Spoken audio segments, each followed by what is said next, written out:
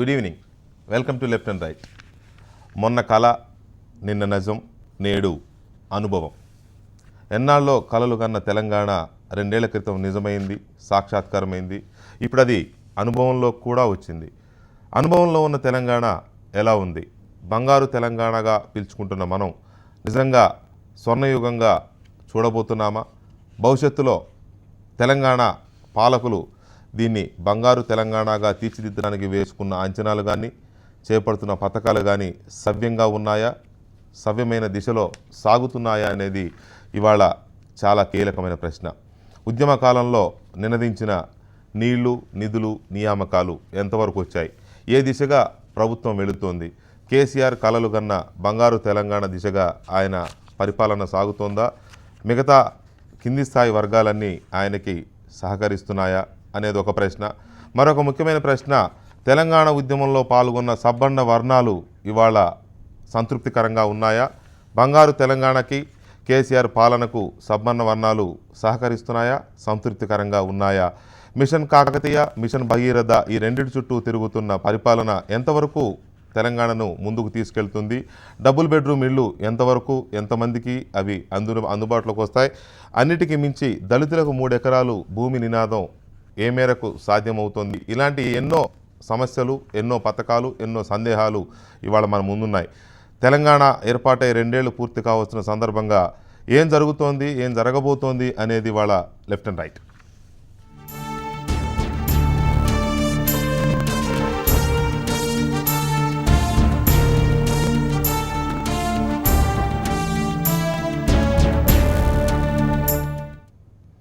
Right. ఇవాళ డిబేట్లో professor Haragopal గారు, అలాగే రిటైర్డ్ జస్టిస్ చంద్రకుమార్ గారు స్టూడియోలో ఉన్నారు. అలాగే ప్రొఫెసర్ సీతారామ నాయక్ గారు, టీఆర్ఎస్ పార్లమెంట్ సభ్యులు, వరంగల్ నుంచి మనకి ప్రత్యక్ష ప్రసారంలో అందుబాటులో ఉన్నారు. మరి కాసేపట్లో press academy chairman, senior journalist అల్లం నారాయణ కూడా మనతో జాయిన్ అవబోతున్నారు. ముందుగా హరగోపాల్ గారు, తెలంగాణని ఇప్పుడున్న పరిస్థితుల్లో ఈ 2 ఏళ్ల నిజాన్ని, ఈ 2 ఏళ్ల అనుభవాన్ని రివ్యూ చేయమంటే, బ్రీఫ్గా సూటిగా చెప్పమంటే ఏం చెప్తారు మీరు? What is your experience with Telangana? అంటే ఒకటేమో నేను పౌర హక్కుల ఉద్యమానికి చెందినవాడిని కనుక నేను దేన్ని చూసినా ఒక పౌర హక్కుల దృక్పథం నుంచే చూడడం జరిగింది. ఎందుకంటే నాకుండే అనుభవం పౌర హక్కుల అనుభవం. పౌర హక్కులు ఉమ్మడి రాష్ట్రంలో మీ అందరికీ తెలుసు అవి ఏ విధంగా విధ్వంసము చేయబడ్డాయి. ముఖ్యంగా 83 ఎన్టీ రామారావు అధికారంలోకి వచ్చిన తర్వాత 85లో మొట్టమొదటిసారిగా మీరు పౌర హక్కుల నాయకుడిని చంపడం అనేది ప్రారంభమైంది. రామనాథం గారిని చంపడం అనేది. అట్లా 6 మంది పౌర హక్కుల నాయకులను కోల్పోయిన ఒక అనుభవం. తర్వాత బాలగోపాల్ లాంటి వాడిని కిడ్నాప్ చేసి, కన్నభిరాని గారికి ప్రాణభయం, మాకందరికి టెలిఫోన్లో హెచ్చరికలు.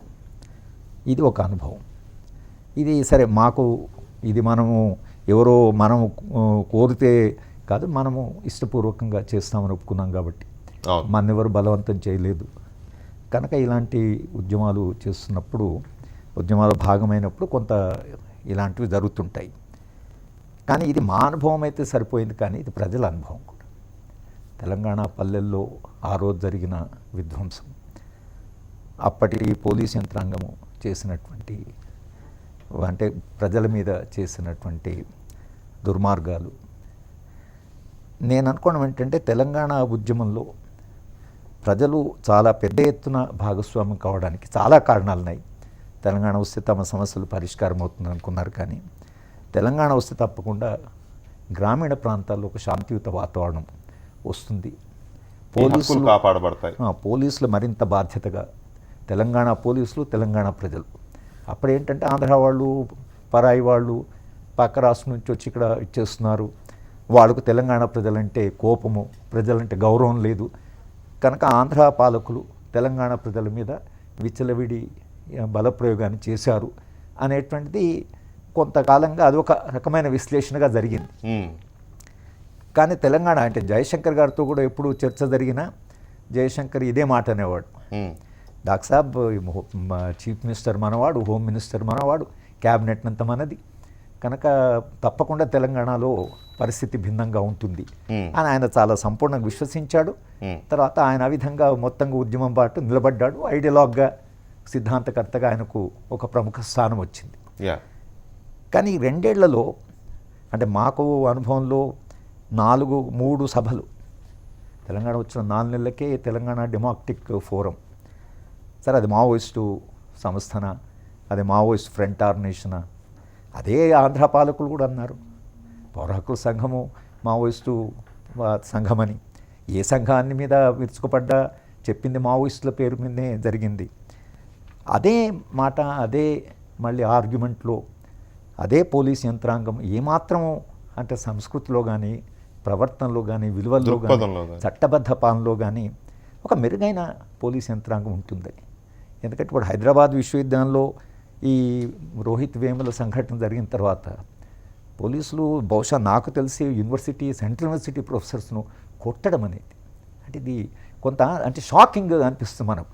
అంటే ఈ తెలంగాణ, మన తెలంగాణ వచ్చి మన పోలీసులు అని మనం ఏదైతే అన్నామో, అంటే నిజానికి తెలంగాణ వస్తున్న మొట్టమొదటి మనం చేయవలసింది మొత్తంగా పోలీస్ యంత్రాంగానికి కొత్త ట్రైనింగు, కొత్త విలువలు, తెలంగాణ ప్రజలు ఏం ఆశిస్తున్నారు, Yeah. తెలంగాణ ప్రజలు ఏది ఆశించి, ఏ పౌర హక్కులు ఆశించి ఉద్యమం చేశారు. ఇంత కమ్యూనికేటింగ్ ఎబిలిటీ ఉన్న ముఖ్యమంత్రి అన్ని సెక్షన్స్ను, ఎంప్లాయీస్ని అందరినీ కలుపుకొని ఉద్యమాన్ని ముందుకు తీసుకెళ్ళిన ఆ పోలీస్ యంత్రాంగాన్ని మొత్తంగా కింద నుండి పై స్థాయి దాకా అడ్రస్ చేయవలసింది. మనం కొత్త తెలంగాణ నిర్మిస్తున్నాం. ఈ తెలంగాణలో మీరు గతంలో అంటే ప్రవర్తించినట్లుగా ప్రవర్తించడం వీళ్ళు, ఇది మన ప్రజలు, వీళ్ళు నన్ను నిలబెట్టారు అని ఒక మెసేజ్ పోతుందని మనం అనుకున్నాం. అట్లా మనకు జరగల. రెండవది ఏం జరిగిందంటే మొన్న వరంగల్లో సభ పెడతామంటే కూడా ఆ సభను అడ్డుకొని దాన్ని కాదని ఇచ్చిన పర్మిషన్ తీసుకొని మళ్ళీ హైకోర్టు వాళ్ళు ఒక పరిమితమైన ఒక 2 గంటలు జరుపుకోవాలి, ఫలానా వాడు 6 గంటలకల్లా ముగించండి. తెలంగాణలో జరుగుతుంది అనుకోవాలి. నేను ఏమంటున్నానంటే ఒక ప్రజాస్వామ్య స్వేచ్ఛ ఉంటే మావోయిస్టు లాంటి రాజకీయాలు కూడా నియంత్రించాలంటే, లేదా అలాంటి రాజకీయాలకు నిజంగా జవాబు చెప్పాలంటే విస్తృత ప్రజాస్వామ్య సంస్కృతి ఉండి సమస్యలు విస్తృతంగా ప్రజలు చర్చించుకున్నప్పుడు ప్రభుత్వానికి కూడా స్వేచ్ఛ ఇంకా పరిణమిల్లాలి. స్వేచ్ఛ పెరిగితే ఇటువంటి రాజకీయాల వైపు వెళ్ళవలసినటువంటి అవసరం ప్రజలకు కరగకపోతుంది. అణచివేత నుంచి ప్రజలు అడవులకు పోతారు, ఉద్యమాలకు పోతారు, కానీ స్వేచ్ఛ ఉంది, మనం చెప్పుకోవచ్చు. అసలు ప్రభుత్వం మన అందుబాటులో ఉంది, రాజకీయ నాయకులు ఉన్నారు, మన ప్రతినిధులు ఉన్నారు. కనుక మనకేంటి, అసలు మనకేంటి సమస్య వస్తే వీళ్ళంతా ఉన్నారు అని విశ్వాసం కలగాలి కదా. పోలీసులతో మనకేం పని? ఒకళ్ళు రాజకీయ నాయకుడు ఒక ఫోన్ చేసి మీలా వేధించడానికి వీల్లేదంటే అతను వాళ్ళు చెప్పిన ప్రజాప్రతినిధి చెప్పింది పోలీస్ యంత్రాంగం వింటారు అనేటువంటిది ఒక విశ్వాసమైన వాళ్ళకు ఉండాలి. కానీ రాజకీయ నాయకులే మళ్ళీ పోలీస్ యంత్రాంగం మీద ఆధారపడి పోలీసులు ఎట్లా చెప్తే వీళ్ళు నడుచుకుంటే ఇక ఉమ్మడి రాష్ట్ర సంస్కృతికి దీనికి పౌర హక్కుల దృష్ట్యా ఒక గుణాత్మకమైన మార్పు లేకపోవడం అనేది ఇక వచ్చే కాలం అంతా మళ్ళీ ఇదే. మళ్ళీ ప్రజలు ఉద్యమించి, మళ్ళీ పౌర హక్కుల కొరకు ఉద్యమించి, ఇది అసలే ఉద్యమాలకు అలవాటు పడి ఉన్న ప్రజలు, ఉద్యమాలకు వెనుకాడని, ఉద్యమాలకు భయపడిన ప్రజలు, తెలంగాణ ప్రజల్లో ఒక ప్రజాస్వామ్య సంస్కృతి ఉంది. నేను దేశమంతా తిరుగుతున్నాను. Yes, sir. బహుశా ఇంత ప్రజాస్వామ్య అంటే మీడియాలో కూడా, మీడియా సరే ఎవరి చేతిలో ఉందని కాకుండా మీడియాలో కూడా కాస్త స్వేచ్ఛగా మాట్లాడేవాళ్ళు, ఇష్యూస్ను అనలైజ్ చేస్తుండే. ఇప్పుడు మీలాంటి వాళ్ళు ఉన్నారంటే ఒక ధైర్యంగా మాట్లాడుతున్నారు. ఎంతకాలం మాట్లాడిస్తున్నది అది వేరే విషయం, కానీ మాట్లాడినంతకాలం మాట్లాడేవాళ్ళు ఉన్నారు. మీరు ఛత్తీస్గఢ్, ఒరిస్సా వెళితే జర్నలిస్ట్ కానీ, యూనివర్సిటీ ప్రొఫెసర్ కానీ, పౌర హక్కులు కానీ కంప్లీట్ సైలెన్స్. పౌర సమాజమే సైలెంట్. తెలంగాణ పౌర సమాజం నోరున్న సమాజము, ధైర్యమున్న సమాజం, దీనికి స్వేచ్ఛ మీద విలువలున్న సమాజం. కనుక ఈ ఒక్క రంగంలో తప్పకుండా మార్పు ఉంటుందని మనం ఆశించాము. అంటే ఇంకా చాలా రంగాలు మాట్లాడుకోవడానికి ఉంది, కానీ నేను ఒక ఎగ్జాంపుల్ అంటే పౌర హక్కుల వాడిగా నేను మార్పు, గుణాత్మకమైన మార్పు రాకపోవడమే కాకుండా మళ్ళీ పోలీసు ఈ బలవంతాలు, మళ్ళీ పోలీసు కంట్రోలు, దీంట్లో పోలీసులో కొందరు మంచి ఆఫీసర్స్ ఉన్నారు, కానీ నిజానికి ఎవరైతే ఈ అణచివేతలో వాళ్ళకి ప్రయోజనం ఉందో అలాంటి వాళ్ళే మళ్ళీ అధికారులకు వచ్చి వాళ్ళే సలహాదారులు అయిపోతే మరి రాజకీయ వ్యవస్థ 12 ఏళ్ళు ఎందుకు కొట్లాడారు? లేకపోతే 60 ఏళ్ళ నుంచి తెలంగాణ ఆకాంక్షలు అనే విషయంలో ఈ రోజు టీఆర్ఎస్ ప్రభుత్వం దాని గురించి ఆలోచించకపోతే, దాని గురించి పునః పరిశీలించకపోతే, మొత్తం పోలీస్ యంత్రాంగానికి తెలంగాణ ప్రజల పట్ల గౌరవంగా ఎట్లా స్వేచ్ఛను ఎంత గౌరవం, ఏ అణచివేతకైతే గురవుతున్నామో, ఏ చిన్న చూపుకి, ఏ నిర్లక్ష్యానికి గురవుతున్నామనే ఉద్దేశంతో ఉద్యమంలోకి ఉరికొచ్చారో అదే నిర్లక్ష్యం అదే పరిస్థితి కొనసాగితే ఎలా ఉంటుందనేది మీ రైట్ జస్టిస్ చంద్రకుమార్ గారు పౌర హక్కులకు సంబంధించి కానీ లేకపోతే ఉద్యమాలకు సంబంధించి కానీ హరగోపాల్ గారి వ్యూ అది. అలాగే అఫ్కోర్స్ మీ వ్యూ మీకు ఉండొచ్చు ఆ విషయంలో, కానీ మనం ఉద్యమ కాలంలో చాలా కలలు కన్నాం. తెలంగాణ రాష్ట్రం అంటూ ఏర్పాటైతే ఏమొస్తుంది, మనకి ఏదో వస్తుందనే ఒక ఆశ, ఒక స్పష్టమైన విజన్ ఉండబట్టి కేసీఆర్ లాంటి ఒక ఉద్యమ సారథి కల్పించబట్టి దానికి సంబంధించి ఒక క్లియర్ పిక్చర్ కూడా ఇవ్వబట్టి క్రిస్టల్ క్లియర్గా ప్రజలందరూ దాన్ని చూశారు. ఆ రోజే అది నిజానికి అది కాలైనా కూడా నిజంగా ఫీల్ అవ్వబట్టే వెనక ముందు ఆలోచించకుండా ఒకరు ఇద్దరని కాకుండా పార్టీలతో సంబంధం లేకుండా కులాలు మతాలు సంబంధం లేకుండా అందరూ ఆ ఉద్యమంలోకి దూకారు. అలాంటి పరిస్థితికి ఇవాళ మొదటి సంవత్సరం అనుకున్నాం మనం, సరే అది హనీమూన్ పీరియడా లేకపోతే బుడిబుడి అడుగులా అనుకుందాం, కానీ 2 ఏళ్ళు పూర్తయినంటే ఒక ప్రభుత్వానికి సగం కాలం అయిపోతుంది. సో ఈ అనుభవంలోకి వచ్చిన తెలంగాణని చెప్పమంటే మీరు ఏం చెప్తారు ఓవరాల్గా? అంటే ఎట్ ఏ గ్లాన్స్ మనం రంగాల వారిగా వెళదాము, ఎట్ ఏ గ్లాన్స్ ప్రజలు అనుకున్న దిశగా కోరుకున్న దిశగా వెళుతున్నామా అనే ప్రశ్న వచ్చినప్పుడు ఏ ఆశయాల కోసమైతే ఉద్యమం జరిగిందో, అంటే మన నీళ్లు మనకు, మన ఉద్యోగాలు మనకు, మన సంపద మనకు, అంటే మన న్యాయం మన న్యాయం, మన శాంతి మనకు, మన భద్రత మన భద్రత మనకు ఏదైతే అనుకున్నాము. సో తెలంగాణ ఉద్యమంలో ప్రధానమైనటువంటి ఒక ప్రజల యొక్క లక్ష్యం ఉద్దేశం ఏంటంటే తెలంగాణ వస్తే, అంటే మన రాష్ట్రం ఏర్పడితే మన సమస్యలు తీరుతాయి, రైతులకు ఆత్మహత్యలు జరగవు, లేకపోతే మనకు ఉద్యోగాలు దొరుకుతాయి, మన డబ్బు వృధా కాదు, సో మన నీళ్లు మనకు ఉంటాయి. ఇది ప్రధానంగా తెలంగాణ ప్రజలు ఆశించారన్నట్లు. కానీ 2 సంవత్సరాల యొక్క అనుభవాన్ని దృష్టిలో ఉంచుకొని చూసినట్లయితే ప్రభుత్వం యొక్క అంటే మెయిన్ డైరెక్షన్, దశ అనేటటువంటిది సామాన్య ప్రజల యొక్క సమస్యల పట్ల కానీ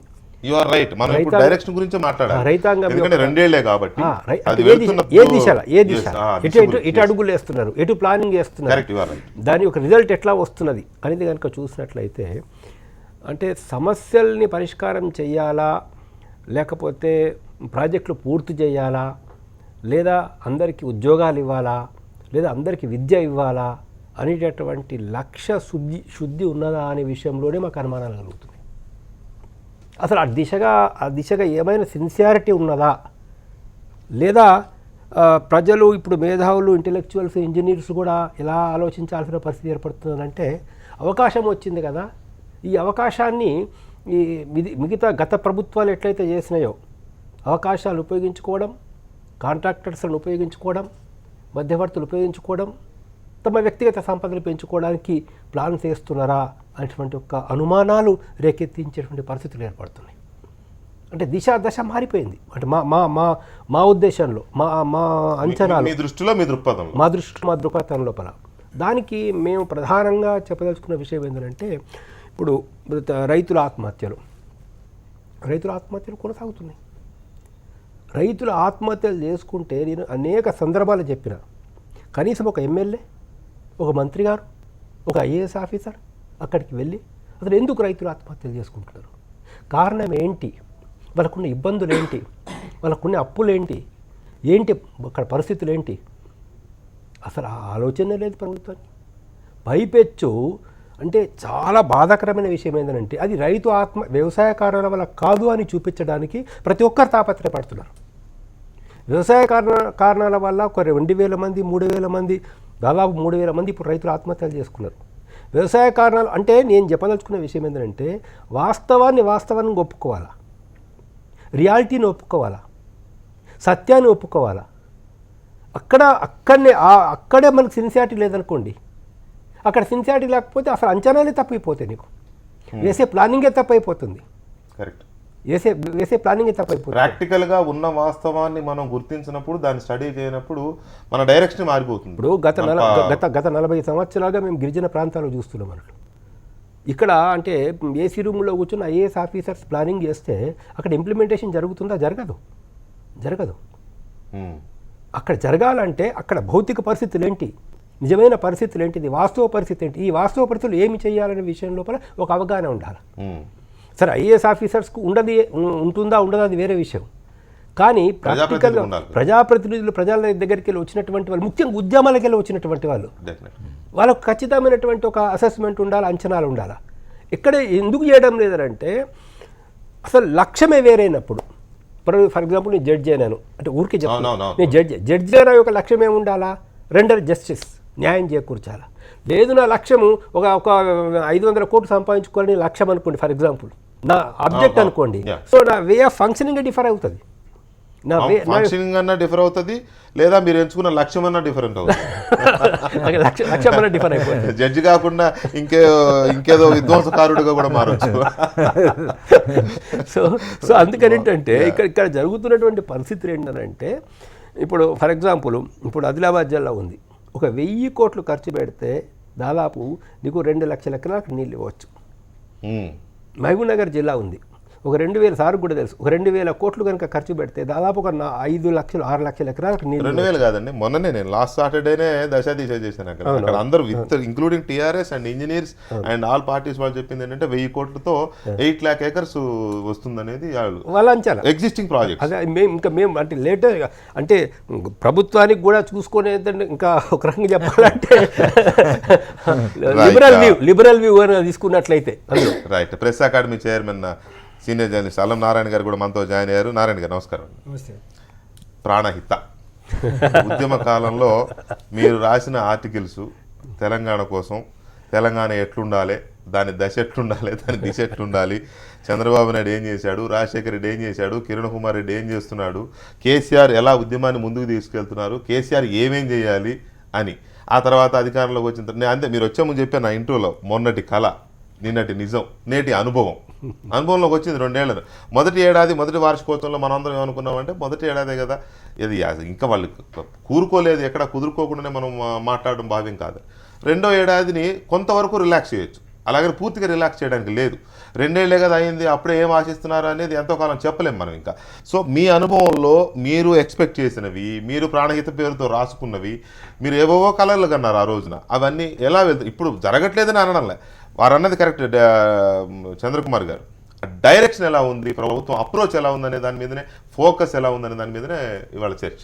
నిజానికి దీన్ని ఎట్లా చూడాలంటే 2 ఏళ్ళ ఒకేడాది అనే దాంట్లో ఒకేడాది ఓపిక పెట్టినాం, 2వ ఏడాది చూస్తున్నాం అనేది, అట్లా కాకుండా ఏ వేలో వీళ్ళు ఆలోచిస్తున్నారు, ఎట్లా ప్లాన్ చేస్తున్నారు, కరెక్ట్, అసలు వాళ్ళ దృక్పథాలు ఎట్లా ఉన్నాయి, ఎట్లా ముందరికి పోతున్నారు అనేది ముఖ్యమైనది. 2, ఏ ప్రభుత్వాలు వచ్చినా కూడా, అంటే ఇప్పుడు కాంగ్రెస్ ప్రభుత్వం వచ్చి ఉన్నా లేదా ఇంకేదైనా ప్రభుత్వం ఉన్నా కూడా ఇట్లాగైతే ఉండేది కాదు. ఇట్లా మీన్స్ కేసీఆర్ వల్ల ఒకటి జరిగింది, వచ్చిన తెలంగాణ కొంచెం ప్రొటెక్ట్ అయింది. ఎందుకంటే ఒక అస్థిరతలు మనం ఇవాళ మాట్లాడుకుంటున్నాం కానీ చంద్రబాబు నాయుడు ఏం తక్కువ చేయలే ఇక్కడ. అంటే ఒక 65 సీట్లు మాత్రమే ఉన్నప్పుడు ఉండే పరిస్థితులు వేరుండే. సరే అది మంచిదా చెడ్డదా పక్కకు పెడదాం, ఏది వాళ్ళని చేర్చుకోవడం ఇవన్నీ ఇవాళ చర్చే కాదు, ఎందుకంటే అది నడుస్తూనే ఉన్నది అవినీతి లాగా. అవినీతి ఎట్లాంటి చర్చో అది అట్లాగే ఫిరాయింపులు బీజేపీలు కూడా చేస్తున్నాయి కాబట్టి ఎవరిని అనడానికి ఏం లేదు. కానీ ఈ తెలంగాణ ఉన్న ఒక అస్థిర స్థితి నిజానికి వాళ్ళు చాలానే ప్రయత్నం చేశారనేది అర్థమైంది, ఎవరు చంద్రబాబు లాంటి వాళ్ళు కానీ మిగతా వాళ్ళు కానీ. ఈ అస్థిర స్థితి నుంచి ఒక స్థిర స్థితికి అయితే తెచ్చినాడు ఆయన. ఫస్ట్ గోల్ ఈ ఫస్ట్ ఇయర్ అంతా కూడా మీకు సెటిల్మెంట్స్, ఇప్పుడు ఉదాహరణకి ఇప్పటి వరకు కూడా ఉద్యోగుల విభజన జరగలేదు. మన మేజర్ ప్రాబ్లం ఎక్కడ అంటే ఉద్యోగుల విభజన జరగలేదు. ఇవాళ ప్రాజెక్టులకు సంబంధించి ఏమైనా మాట్లాడదామంటే ఉమ్మడి హైకోర్టు అట్లాగే ఉంది. 2వది మాట్లాడదామంటే అసలు మీరు ఎక్కడ కడుతున్నారు, ఏం కడుతున్నారు అని అడుగుతున్నారు. ఇట్లాంటి పరిమితులలో ఒకటి. 2వది మనలాగా ఆయన ఆలోచించడం లేదు కావచ్చు, కానీ మనం అంటే బయట వాళ్ళు లేదా లెఫ్ట్ ఫోర్సెస్ నుంచి వచ్చిన వాళ్ళు లేదా పౌర హక్కుల నుంచి వచ్చిన వాళ్ళు లేదా ఆల్టర్నేటివ్ సొసైటీస్, ఆల్టర్నేటివ్ ఉద్యమం ఇది, ఆల్టర్నేటివ్ ఫలితాలు వస్తాయని ఆశించిన వాళ్ళు ఆలోచించినట్టు ఆయన ఆలోచించడం లేదు కావచ్చు. కానీ ఆయనకు ఒక విజన్ అయితే ఉంది. ఆ విజన్ ఏంటంటే చాలా క్లియర్గా ఇవాళ పత్రికలలో వచ్చిన ఇంటర్వ్యూలు అన్నింటిలో చెప్పినాడు ఆయన. రీఇన్వెన్షన్, తెలంగాణ రీఇన్వెంట్ చేయాలి, రీఆర్గనైజ్ చేసుకోవాలి. అంటే ఏదైనా పునర్నిర్మాణం బంగారు తెలంగాణ ఏ పేరు పెట్టినా కూడా ఆయన ఏమనుకున్నాడంటే రైతు ఆత్మహత్యలు ఇమ్మీడియట్గా వచ్చినాయి. ఎందుకంటే కాలం కాలేదు 2 సంవత్సరాలు. రైతు ఆత్మహత్యలను ఒక పెద్ద ఇష్యూ లాగా తయారైంది. అసలు అందరూ బాగా పరిచయం అయిపోయింది ఏంటంటే రైతు ఆత్మహత్యలు వీళ్ళు ఎందుకు అడ్రస్ చేయడం లేదు. ఇప్పుడు ఇమ్మీడియట్గా అసలు అది జరగలేదని చెప్పడానికి ప్రయత్నం చేశారు. అసలు గ్రామాలలోకి వీళ్ళు పోవాలి కదా, అంటే ప్రధానికి ఎందుకంటే ఉద్యమ పార్టీ ఉద్యమంలో ఉన్న వాళ్ళు కాబట్టి గ్రామాలలోకి పోవాలి కదా, వెంటనే అడ్రస్ చేయాలి కదా, కోరుకుంటారు. ఎందుకు మాట్లాడడం లేదు అనేది. అంటే వాళ్ళు ఇప్పుడు ఏం చెప్తున్నారంటే నిజానికి తెలంగాణకి ఇప్పటిదాకా వచ్చిన సరే నీళ్లు నిధులు నియామకాలు ట్యాగ్ లైన్ అనేది మాట్లాడుతున్నారు కదా, ఈ నీళ్ళ విషయంలో చాలా భారీ ప్రణాళికలు వేసినారు.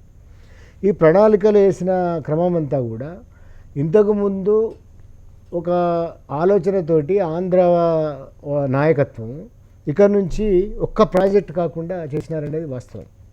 నీటిపారుదల వ్యవస్థ అంటే అటు డెల్టా లేదంటే ఇటు ధవళేశ్వర ఆనకట్ట చుట్టూ నీటిపారుదల వ్యవస్థలు నిర్మించారు. ఇక్కడ చెరువుల విధ్వంసం కూడా అందువల్లనే జరిగింది. నిజానికైతే తెలంగాణ అప్పుడు మాట్లాడడం తర్వాత అయినా మాట్లాడడానికి అదే కారణం. ఇక్కడి నుంచి సీదా గోదావరి ప్రవహించాలనేది వాళ్ళ ఆలోచన. ఒక్క శ్రీరామ్ సాగరే ఉంది పైన, ఇంకెక్కడ లేదు. ఏ ఆనకట్ట కట్టినా, చెరువులు బాగు చేసినా, పెద్ద చెరువులైనా, కాలువలు తవ్వినా, ఏది చేసినా అది మాట్లాడేవాళ్ళు. కృష్ణా అట్లాగే. కృష్ణాలో ఇప్పుడు డిండి లాంటి ప్రాజెక్టులు కానీ నిజానికి రాజశేఖర్ రెడ్డి, కిరణ్ కుమార్ రెడ్డి ఎవరు మాట్లాడలేదు. ఎన్టీఆర్ మాట్లాడిండు, చంద్రబాబు దత్తత తీసుకున్నారు. ఇప్పటికీ మహబూబ్నగర్ అనేది అట్లాగే అనాథలాగా మిగిలిపోయి ఉన్నది. దాని ప్రాజెక్టులు కానీ నల్లగొండలో ఫ్లోరైడ్ ప్రాజెక్టులు కానీ అందరూ ఆమోదించినవే. కానీ ప్రతిదీ ఒక కొర్రి పెట్టడము, ప్రతిదీ ఎక్కడనో ఒక కిరికిరి పెట్టడము, ఆ ప్రాజెక్ట్ కంప్లీట్ చేయకుండా ఉండడము. ఇప్పుడు ప్రాణహిత చేయల దాంట్లో వచ్చిన ప్రాబ్లం ఏంటంటే తుమ్మిడిహెట్టిలో కట్టాలనేది మొదలు నిర్ణయించినారు ప్లాన్ ప్రకారం. ఈ తుమ్మిడిహెట్టిలో కట్టడం గురించి ఇప్పటికి కూడా ఏదైతే అంతకుముందు 75,000 ఎకర్స్ అనేది లెక్క అయితే ఉందో దానికి మించి మేము ఇప్పుడు తుమ్మిడిహెట్టిలో కట్టి ఇస్తున్నాము అని అంటున్నది ప్రభుత్వం. ఎక్కడ వివాదం వస్తున్నది? ఎత్తు గురించి. రైతు రాజీ పడుతున్నారని. కేసీఆర్ మొత్తం రీడిజైనింగ్లో ఆయన వాదన ఏంటంటే, నేను కూడా చూసినది చాలాసార్లు చూపించినాడు ఆయన. నేను అడిగినాను అది ఇంత చిన్న విషయాన్ని మీరు ఎందుకు కన్విన్స్ చేయరనేది. అంటే ఆయన ఏమంటే కన్విన్స్ చేయడానికి మీరు అందరూ సామాన్యుడా, మీరేం కన్విన్స్ అవుతారని అడిగినాడు. అట్లా ఎందుకండి మీరు అట్లా కాదు, కన్విన్స్ చేస్తే ఎందుకు కన్విన్స్ కారంటే మీరు చూడండి అని చూపిస్తే నిజంగానే బాబ్లీ అనేది లాస్ట్ ప్రాజెక్ట్ గోదావరి మీద. చాలా ప్రాజెక్టులు వాళ్ళు కట్టి, ఈ ఎత్తిపోతలు అనేది షేక్ హ్యాండ్ బ్రిడ్జెస్ అనేవి ఆల్రెడీ వచ్చి ఉన్నాయి. నిజం అది. కృష్ణాలో అట్లాగే షేక్ హ్యాండ్ బ్రిడ్జెస్ కట్టుకొని ఉన్నది కర్ణాటక కానీ మిగతా వాళ్ళు కానీ. అంటే వాళ్ళు చిన్న చిన్న ప్రాజెక్టులని చిన్న చిన్న ఎత్తిపోతలు కట్టుకొని ఉన్నారు కాబట్టి నీటి వనరు అనేది ఇంకా అందుబాటులో లేదు. అప్పుడు ప్రాణహిత ఒకటే మార్గం. ఈ ప్రాణహిత మార్గంలో పాటు అత్యధిక వర్షపాతం ఉన్న ఆదిలాబాద్ కింద మేడిగడ్డ, అక్కడ అవైలబిలిటీ ఎక్కువ. దాని నుంచి ఎత్తిపోసుకుంటే మనం అనుకునే ఒక ఇది చేవెళ్ళ దాకా తీసుకుపోతామని అనుకునేదానికి భిన్నంగా మన రిజర్వాయర్లు నింపుకోవచ్చు, చెరువులు నింపుకోవచ్చు, చాలా చేయవచ్చు అనేది ఆయన ప్లాన్. యాక్చువల్గా దాంట్లో ఆ మొత్తం మేడిగడ్డ ప్లాన్ అంతా అది. ఇక్కడేమో డిండి ఆ బ్యాక్ వాటర్స్ తీసుకోవడం, నిజంగానే బ్యాక్ వాటర్స్ మీద ఆయన కన్ను ఉంది. ఆ బ్యాక్ వాటర్స్ తీసుకోవడము, దాని నుంచి ప్రాజెక్ట్ నచ్చి చేయడము, ఇవన్నీ. అయితే దీన్ని మనం అంగీకరిస్తున్నామా లేదా వరకు మన విమర్శలు ఎక్కడికి పోతున్నాయి? ఇప్పుడు ఇంకో విమర్శ, మీరు వెంటనే ప్రాజెక్టులు అనగానే మనం అవినీతి అన్నాం అనుకో, అర్థం లేదు. నిజం కూడా, ఎందుకంటే అవినీతి గురించి మనకు తెలుసు. మనం ఇప్పుడు ఈ ప్రాజెక్ట్ అనగానే అవినీతి అంటే వాళ్ళు అసలు ఏం చేయాలనో వాళ్ళకే తెలుస్తుంది. అవినీతి అనే దాంట్లో రెండు విషయాలలో అవినీతి గురించి మాట్లాడాలి. అవినీతి మనం ఇంకో సెపరేట్ టాపిక్. అయితే అట్లా మాట్లాడకుండా ఉన్నప్పుడు ఈ రీడిజైనింగ్ అనేది తెలంగాణకు నిజంగా అత్యవసరం. తెలంగాణకి రైతాంగం ఆత్మహత్యలలో అనేక కారణాలతో పాటుగా నీటి వనరు లేకపోవడం అనేది పెద్ద కారణం. తెలంగాణకున్న పెద్ద దౌర్భాగ్యం. ఎందుకంటే కరెంటు వ్యవసాయము, బోర్ల వ్యవసాయము, వీటి వల్ల వచ్చే ఇబ్బందులు ఇవన్నీ ఉన్నాయి. అవైలబిలిటీ ఉన్న కాడి నుంచి ఎత్తిపోస్తాము, దీనికి అవైలబిలిటీకి కరెంటు కావాలంటే ఎంతైనా పెడతామనే మాట నిజంగా ఇవాళ కొంత భరోసా ఇచ్చే మాట. ఏమన్నా కావచ్చు అది. ఈ భరోసాతో పాటుగా ఆయన మొత్తం తెలంగాణలో వచ్చిన ఇతర విషయాలు కూడా, అంటే సంక్షేమ కార్యక్రమాలు కొత్తగా పెట్టుకోవడం ఇట్లాంటి వేరు. ఇంకా సంక్షేమం గురించి మనకు అందరికీ తెలుసు, అది ఒక రకమైన అది. మౌలికంగానే ఆయన ఏమంటున్నాడంటే, సరే ఇంకో 3 ఏళ్ళు ఉంది, ఇప్పుడు ఈ ప్రాజెక్టుల గురించి మనం ఎంత మాట్లాడుతున్నాం, ఎంత భరోసాగా ఆయన అంటున్నాడంటే, ఇప్పుడు మిగిలిన ప్రాజెక్టులు అనేది మనకు మొత్తం ఇష్యూలో చాలా కీలకమైన ఇష్యూ. ఎందుకంటే అది కొంత ప్రాజెక్టులు కొంత పూర్తి చేస్తే అయ్యే ప్రాజెక్టులు ముందు చేయండి, ఆ తర్వాత మిగతా ప్రాజెక్ట్ చేయండి అనేది మన అందరి వాదన కాదు, అందరి డిమాండ్. ఎందుకంటే అది ఈజీ మీకు. ఇప్పుడు మీరు నిజంగానే చిత్తశుద్ధి ఉందంటే మొదలు అవి ఇవ్వచ్చు. మొన్ననే హరీష్ రావు గారు 4.5 lakhs ఎకర్స్ మీరు ఎంత లోపల ఇస్తారో అనేది మొన్ననే మీటింగ్ పెట్టినాడు. వాళ్ళు చేస్తున్నారు, ఆ విషయం మాత్రం ఉంది. ఇవాళటి ఇంటర్వ్యూలో కూడా ముఖ్యమంత్రి గారు చెప్పినారు ఏమనంటే, ఈ పెండింగ్ ప్రాజెక్టులు ఏవైతే ఉన్నాయో ఆన్గోయింగ్ ప్రాజెక్ట్స్ వాటిని మొదలు కంప్లీట్ చేస్తామని. అట్లాంటప్పుడు మనము నిజంగానే నీటి వనరు, నీటి ఆధారము మిగతా రంగాలలో లోపాలు ఉండొచ్చు, కానీ నీటి ప్రాజెక్టులు టీఎస్పీఎస్సీ ఏర్పాటు చేయడము, దానికి ఒక తెలంగాణ బేస్డ్ చరిత్ర తర్వాత బేస్డ్ ఒక సిలబస్ ఏర్పాటు చేయడము, తర్వాత ఉద్యోగాలు ఇప్పటికి ఇచ్చినారు. అనుకున్న స్థాయిలో 1,00,000 ఉద్యోగాలు రాలేదు, లక్ష ఉద్యోగాలు ఇంటింటికి ఉద్యోగం అనేది అది నిజానికి ఎక్స్టెంపోర్గా మాట్లాడిన మాటలుగా మిగిలిపోయినాయి, నిజమే అది. కానీ ఒక ఇంటికో ఉద్యోగం కాకపోయినా ఓ నినాదంలో భాగమైన నిజమే. నియామకాలు అయితే ఇప్పుడు అనేది, ఉదాహరణకి దాంట్లో వచ్చే అగ్రెసివ్గా సాగుతుందా? సమస్యలు ఎక్కడ అంటే బ్యూరోక్రసీలో చాలా సమస్యలు ఉన్నాయి. నాకు తెలుసు ఈ పర్సనల్గా కొన్ని విషయాలు. ఎట్లా అంటే గ్రూప్ 2 వాయిదా వేసినప్పుడు ఈయన ఏమనుకున్నాడు ముఖ్యమంత్రి గారు, నెల రోజుల్లో మిగతా అన్నీ వచ్చేస్తాయి, లెక్కలు ఇచ్చి 490 450 ఇవ్వచ్చు, 1000 ఇది చెప్పినాడు ఆయన స్వయంగా కలిసినప్పుడు. 1000 చేస్తామండి, కొంచెం బల్క్గా ఉంటుంది, 5 లక్షల మంది అది చేసినారు. తీరా చూస్తే డిపార్ట్మెంట్లు ఇవ్వడానికి నిన్నటి దాకా పట్టింది. ఇప్పుడు సెకండ్ నాడు ప్రకటిస్తారు బహుశా నేను అనుకోవడం. అంటే 490 అంటే తెలంగాణ ప్రజల ఎక్స్పెక్టేషన్స్ ఎలా ఉన్నాయంటే, అవి ఎక్స్పెక్టేషన్స్ అనొచ్చు, లేదా కేసీఆర్ గారు తీసుకున్న నిర్ణయాల వల్ల ఆ ఎక్స్పెక్టేషన్స్ ఇంకా డబుల్ రెట్టింపు అయినా కూడా అనుకోవచ్చు. ఎందుకంటే అల్లం నారాయణ లాంటి వ్యక్తి ప్రెస్ అకాడమీ చైర్మన్, అలాగే ప్రొఫెసర్ చక్రపాణి లాంటి వ్యక్తి Telangana state public service commission chairman. దాంతో ఏమవుతుందంటే ఉద్యమంలో చాలా దూకుడుగా ఉన్న వీళ్ళు ఉద్యమంలో నిరుద్యోగులను ఉద్దేశించి, విద్యార్థులను ఉద్దేశించి, పేదవాళ్ళను ఉద్దేశించి, రైతులను ఉద్దేశించి, అన్ని వర్గాల ప్రజలను ఉద్దేశించి మాట్లాడి వీళ్ళే కీలకమైన పదవుల్లో ఉన్నారు, వీళ్ళే కీలకమైన బాధ్యతల్లో ఉన్నారు. కాబట్టి డెఫినెట్గా మా పనులు అవుతాయి, మా ఆశలు నెరవేరుతాయి అనుకుంటారు డెఫినెట్గా. అంటే ఇప్పుడు ఆశ నెరవేరడం లేదనేది నా ఉద్దేశం కాదు, కానీ ఆ ప్రాసెస్ ఎందుకు అనుకున్నది మీరే అన్నారు. ఇప్పుడు అంత అగ్రెషన్ లేకుండా లేదు అనేది ఎవ్రీవన్ విల్ క్వశ్చన్. కారణాలు ఇవే. ఇప్పుడు ఉదాహరణకి అడ్డం పడుతున్నాయేవి ఇప్పటికి కూడా విభజన కాలే. డిపార్ట్మెంట్లలో మీరు నంబర్ కొన్ని అంటేగా మనం మాట్లాడుకోవడం కూడా అది మంచిది కూడా కాదు, ఒక రకంగా మంచిది కాదు, కానీ తప్పదు. ప్రజలకు తెలియాలి. డిపార్ట్మెంట్లలో మీరు విమర్శలే కాదు, వాస్తవాలు కూడా. ఇదే టీఎస్పీఎస్సీలో ఇప్పుడు జాబ్స్ ప్రాసెస్ జరిగింది, కొన్ని జాబ్స్ ఇచ్చినారు. వాళ్ళ సంఖ్య చూస్తే మీరు షాక్ అవుతారు. టీఎస్పీఎస్సీ ఎట్లా పనిచేస్తానని సార్ కొంచెం తెలుసు. వాళ్ళ సంఖ్య చూస్తే మనం ఆశ్చర్యపోతాం, వీళ్ళు ఈ అన్ని ఉద్యోగాలు ఎట్లా ఇచ్చినారని, అంత తక్కువ సంఖ్య ఉంది. అట్లాగే అన్ని డిపార్ట్మెంట్లలో ఈ కొరత ఒకటి ఎదుర్కొంటున్నారు. ఈ పూరించడం అనే దాంట్లో నేచురల్గా ఉద్యోగాలు అంటే మళ్ళీ పోలీసులు టీచర్లే కదా, టీచర్లదే వచ్చేసింది మళ్ళీ అదే. గ్రూప్ 2 ఆ గొడవలు ఇప్పుడు ఫస్ట్ టైం ఇట్లా పెట్టినప్పుడు మళ్ళీ వాయిదా పడితే 2 నెలలు అయింది. ఇవన్నీ పోవాలంటే ఇంకొక ఏడాది అవుతుంది అనేది కొంచెం పరిపాలన దగ్గరగా చూసే వాళ్ళ అనుభవం. ఎందుకంటే చాలా ప్రాబ్లమ్స్ ఉన్నాయి, ఒక్కొక్కరు 3 ఇన్ఛార్జ్గా ఉండడం. అయితే వే ఉందా లేదా అనేది ఇక్కడ ముఖ్యమైనది. ఇప్పుడు వాళ్ళు ఒక డైరెక్షన్ చేస్తున్నారా లేదా, కానీ ముఖ్యమంత్రి గారి డైరెక్షన్ అయితే ఆయన చెప్పడము, నేను ఇవన్నీ చేసి చూపిస్తాను, నాకుంది. ఇప్పటికే మేము చేసిన సన్న బియ్యము, సంక్షేమము ఇట్లాంటి విషయాలు అట్లా పక్కకు పెట్టి డబుల్ బెడ్రూమ్ల మీద మనకు అనుమానాలు వస్తాయి. అనుమానాలు ఉంటాయి కదా, ఎందుకంటే చాలా వేల కోట్ల రూపాయలు కావాలి. ఏంది దీని కథ అంటే నేను చేసి చూపిస్తాను అంటాడు ఆయన. అంటే ఇట్లా ఒక వేలో ఆయనకైతే ఒక విజన్ అయితే ఉంది, రీఇన్వెంట్ చేయడము, రీఆర్గనైజ్ చేయడం. సీతారాం నాయక్ గారు, మీరు ఉద్యమంలో చాలా యాక్టివ్ పార్టిసిపెంట్. సరే, మిమ్మల్ని కేసీఆర్ గారు ఉద్యమకారుడిగా గుర్తించి ఇచ్చారు. అలాగే ప్రజలు కూడా బలహీన వర్గాల నుంచి వచ్చి కూడా గిరిజన కింది స్థాయి నుంచి వచ్చి ఉద్యమంలో ఉన్నారు, ఒక ఉన్నత విద్యావంతుడిగా ఉన్నారు అని ప్రజలు కూడా మిమ్మల్ని మంచి మెజార్టీతో పంపించారు. రైట్, మీరు కలలు కన్నారు, చాలా కలలు కన్నారు తెలంగాణ కోసం. ఇప్పుడు మామూలు తెలంగాణ పౌరుడిగా, తెలంగాణ సమాజంలోని ఒక పౌరుడిగా అనుభవించడమే కాకుండా ఒక ప్రజాప్రతినిధిగా కూడా మీకు అనుభవం వచ్చింది ఇప్పుడు. సో మీరు అనుకున్నట్టుగా మీరు ఉన్నారా? మీరు ఆశించినట్టుగా, మీరు ఎక్స్పెక్ట్ చేసినట్టుగా ఉమ్మడి ఆంధ్రప్రదేశ్లో ఒక పౌరుడు, ఒక ప్రజాప్రతినిధి, ఒక నిరుద్యోగి, ఒక విద్యార్థి ఎలాగైతే ఫీల్ అయ్యాడో ఆ ఫీలింగ్స్కి వ్యతిరేకంగా ఏమైతే కోరుకున్నాడో ఆ కోరుకున్న దానికి తగ్గట్టుగా ఇవాళ మీరు కానీ, మీరు చూస్తున్న ప్రజలు కానీ ఉన్నారా? హానెస్ట్లీ దీంట్లో దాచుకొని మాట్లాడవలసినటువంటి అవసరం కానీ ఏదో పార్టీలో ఉన్నదని నేను ఇక్కడ మాట్లాడితే అక్కడ కోటాను కోట్ల మంది మీ మీడియా ద్వారా మంచి టాపిక్ చూస్తూ ఉన్నారు. నాకు అట్లా ఏదో తప్పు మాట్లాడి వలసిన అవసరం లేదు. ఉన్నదానికి నేను చెప్పడానికి ప్రయత్నిస్తా. ఇంతకుముందు మీకు కూడా తెలుసు. ముందుగా హరగోపాల్ సార్కి, అల్లం నారాయణ గారికి, చంద్ర కుమార్ గారికి నమస్కారాలు తెలియజేస్తూ, మీకు ఇంకా మీరు గమనించాలి దయచేసి. మరి మీరు ఈ టాపిక్ ని తీసుకున్నారు, సంతోషం. 2 సంవత్సరాల్లో ప్రజలు ఏదైతే కలలు కన్నారో అవి సార్థకమైనాయా, కాబోతున్నాయా, ఏది కోరుకున్నారో ఉద్యమంలో అది జరుగుతా ఉందా అన్నారు. పౌర హక్కుల సంఘానికి సంబంధించి పెద్దలు ప్రొఫెసర్ హరగోపాల్ మాట్లాడినప్పుడు చాలా చక్కగా వారి భావనలు మీ ముందు పెట్టారు.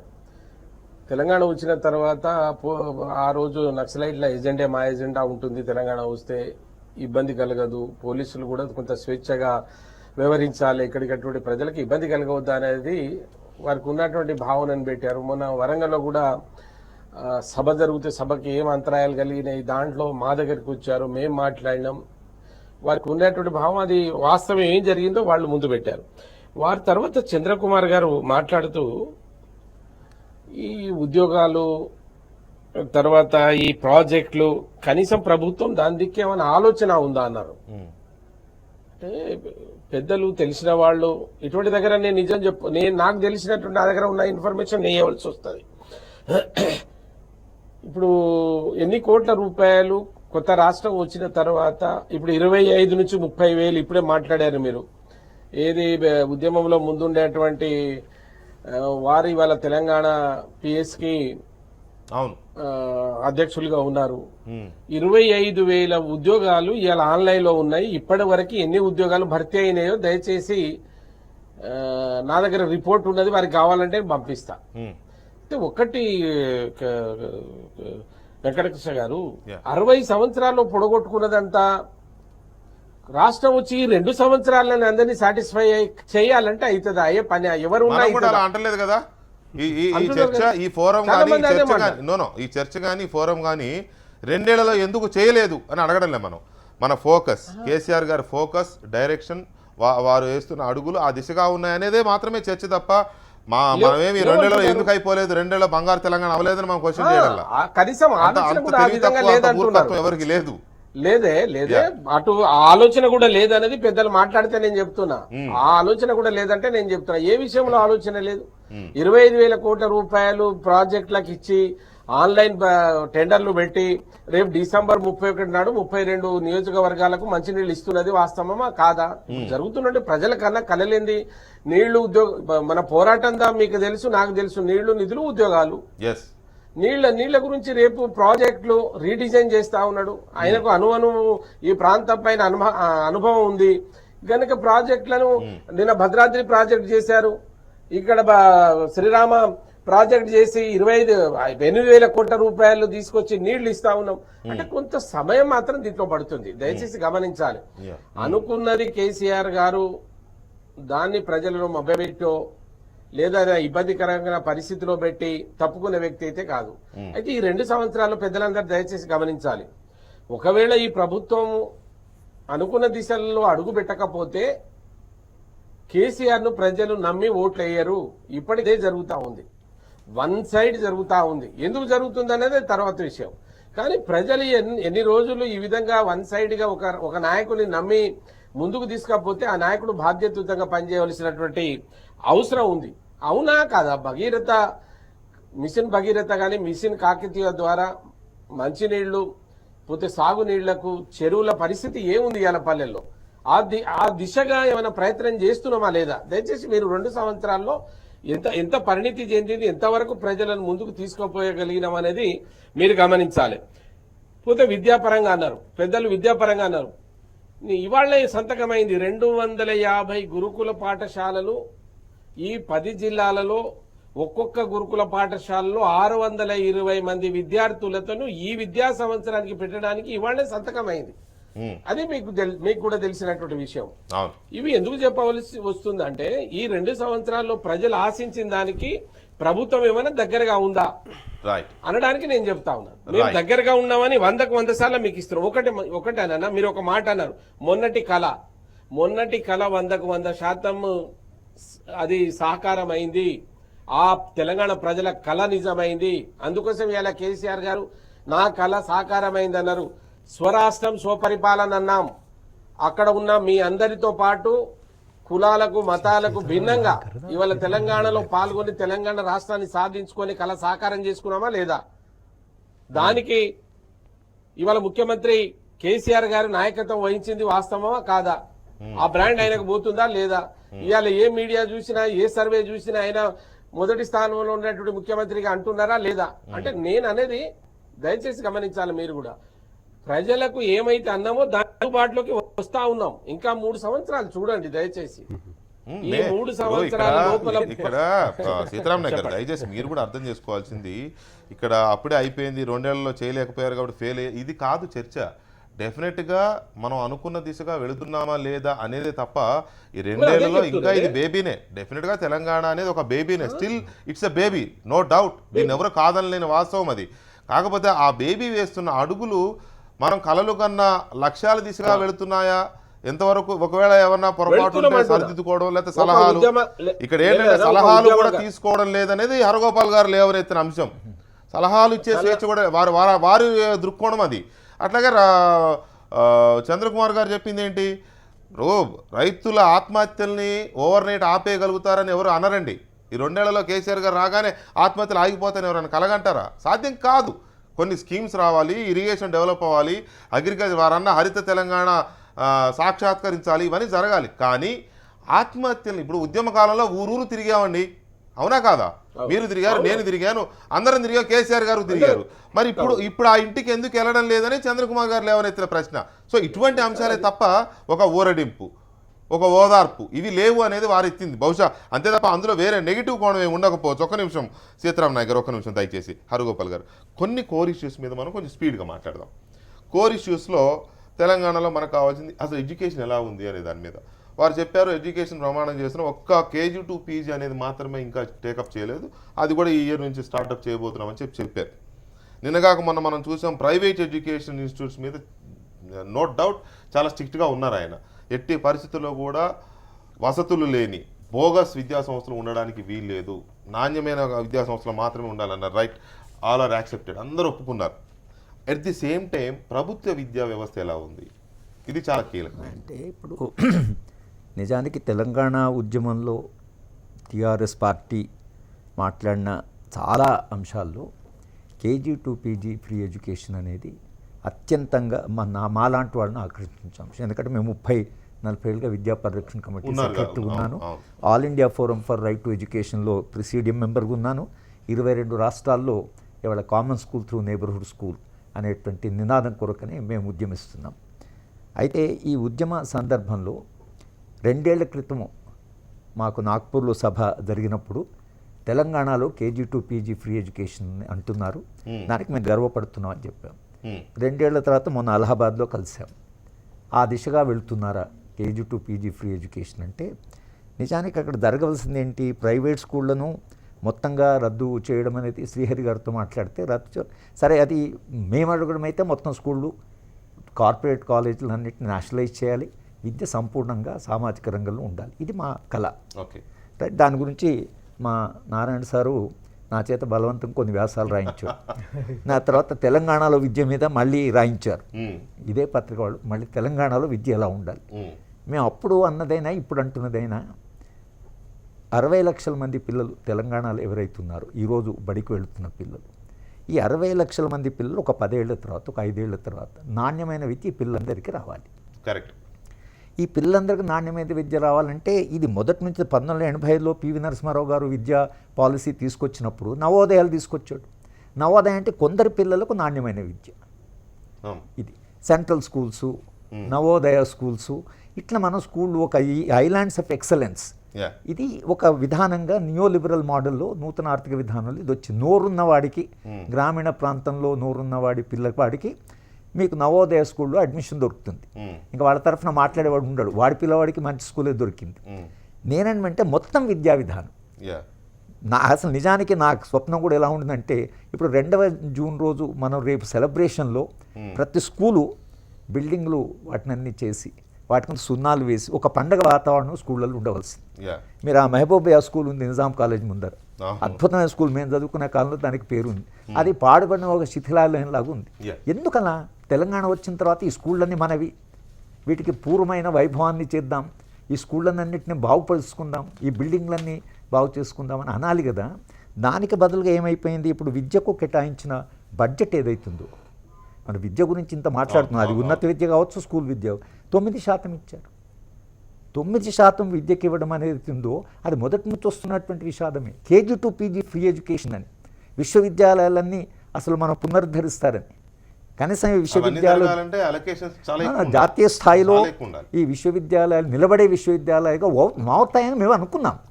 అది మేము అనుకోవడంలో తప్పు అని అనుకుంటే మనం చెప్పగలిగింది ఏం లేదు. కానీ నిజానికి విశ్వవిద్యాలయం నుంచి వచ్చినటువంటి ఒక జయశంకర్, ఓ కోదండరాం వాళ్ళు అసలు ఉద్యమంలో అగ్రభాగాన్ని ఉన్నారు. అంటే వీళ్ళు విద్యావేత్తలు కదా, విద్యావేత్తలు ఒక కీలకమైన పాత్ర నిర్వహించిన ఉద్యమం ఇది. కనుక మనం తప్పకుండా విశ్వవిద్యాలయాలకి గ్రాంట్స్ పెరుగుతాయి అనుకున్నాం. మా మహబూబ్నగర్ జిల్లాకు మళ్ళీ చెప్తున్నాను, దానికి 8 కోట్లు ఇచ్చారు, 5 కోట్లు రిలీజ్ చేశారు. 8 మంది ఫ్యాకల్టీ. 2 ఏళ్ళు అయింది, ఇంతవరకు దానికి కేటాయింపులు లేవు. అంటే ఎందుకు ఇలా జరిగిందని బడ్జెట్ లేకనా? ఎందుకంటే విద్య గురించి వీళ్ళు ఏదైతే విశ్వవిద్యాలయాల గురించి ముఖ్యమంత్రి గారికి ఏం కారణమో తెలియదు, కానీ ఆయనకు ఒక రకమైనటువంటి ఆగ్రహం ఉంది. అస్సలు పట్టించుకోవాలి. అంటే విశ్వవిద్యాలయాలకు మీరు డబ్బులు ఇవన్నీ వదిలేసింది. వైస్ ఛాన్సలర్ వేయడానికి ఎంత టైం పడుతుంది? ఒక వైస్ ఛాన్సలర్ అపాయింట్ చేయడానికి అది డబ్బులతో కూడిన వ్యవహారం కాదు కదా. మీరు 9% ఇప్పుడు అదే కేజ్రీవాల్ ఆయన విద్య గురించి మాట్లాడి 23% కేటాయించారు బడ్జెట్లో. మనము 9% ఎందుకు కేటాయించాము అనే దాని మీద శ్రీహరి గారిని అడిగితే మరి ఇది ఉన్న దాంట్లో ఇది అలాట్ చేశారని అంటున్నారు, కానీ విద్యకు నిజంగా 15 నుంచి 20% దాకా అలాట్ చేయవలసింది, అది మనం చేయలేదు. విశ్వవిద్యాలయాలు మొత్తంగా ఇప్పుడు ఎంత నిర్వీర్యం అయిపోయాయంటే వాడి గురించి మనం చెప్పుకోవడమే సిగ్గుగా ఉంది. నేనడం ఏంటంటే దిశ దశ అని మీరు అంటున్నారు కదా, మరి అన్ని ఓవర్ నైట్ సరిపోతున్నా అనడం లేదు, కానీ విశ్వవిద్యాలయాలు వచ్చే 3 ఏళ్ళు ఇంకా మిగిలాయి. మీరు ఏం చేస్తారు?